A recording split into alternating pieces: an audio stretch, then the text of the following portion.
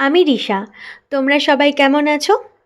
জানো তো, তুমি যতই পজিটিভ থাকার চেষ্টা করো, তোমার কিছু চেনা জানা মানুষ থাকবেই, যারা তোমার ব্যাপারে সমালোচনা করবে, তোমাকে নিয়ে বাজে বাজে মন্তব্য করবে। অথচ তুমি যখন সামনে যাবে, তারা কি ভালোভাবে তোমার সাথে কথা বলবে, জানো তোমার সাথে তার কি ভালোই না সম্পর্ক।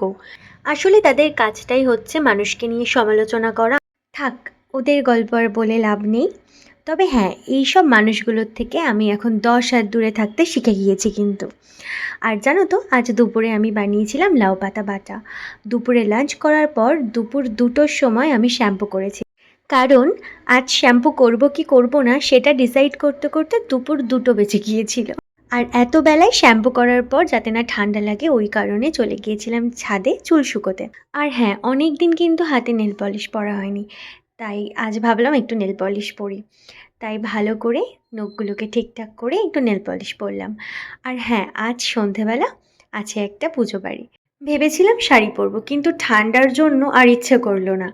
আর পুজো বাড়িটা যেহেতু একদম কাছেই, তো তার জন্য এইরকম সিম্পলি সেজে নিয়েছিলাম।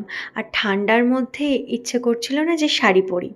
একটু লিপ বাম দিয়েছি আর কানে দুটো দুল পরেছি, ব্যাস এটাই ছিল আমার সাজ। আর তোমরা সবাই খুব ভালো থেকো, দেখা হবে নেক্সট একটা ভিডিওতে। টাটা।